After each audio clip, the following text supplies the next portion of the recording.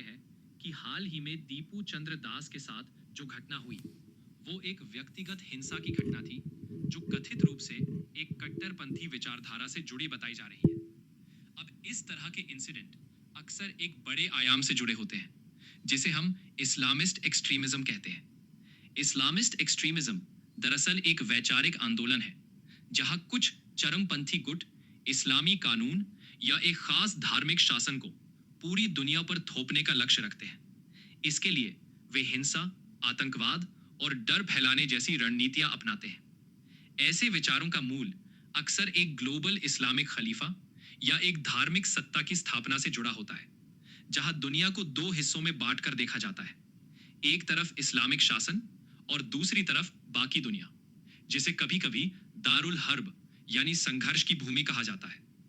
अब इसका असर समाज पर क्या होता है? जब ऐसी विचारधारा के समर्थक अपने लक्ष्य को हासिल करने के लिए आम नागरिकों को निशाना बनाते हैं, तो समाज में भय, अविश्वास और विभाजन पैदा होता है। इसके चलते धार्मिक और सांस्कृतिक टकराव बढ़ते हैं, कट्टरता को खाद पानी मिलता है और अंततः पूरे समाज के अंदर दुख और असुरक्षा की भावना बढ़ती चली जाती है। ध्यान देने वाली बात यह है कि ये एक्सट्रीमिज्म एक बहुत छोटा तबका फैलाता है, जबकि दुनिया भर के करोड़ों करोड़ मुसलमान शांति और सद्भाव के साथ रहना चाहते हैं। लेकिन जब ऐसे कट्टरपंथी हिंसक कदम उठाते हैं तो उसका नुकसान पूरी मानवता को भुगतना पड़ता है।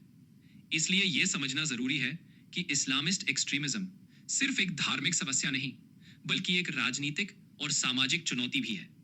इसका सामना करने के लिए बहुत सूझबूझ, शिक्षा और वैचारिक मोर्चे पर एकजुटता की जरूरत होती है। इस पूरे परिप्रेक्ष्य में हम देख सकते हैं कि कैसे एक व्यक्तिगत घटना से लेकर एक वैश्विक विचारधारा तक सब आपस में जुड़े हुए हैं और ये किस तरह दुनिया भर में शांति और सह अस्तित्व के लिए एक चुनौती बन जाता है।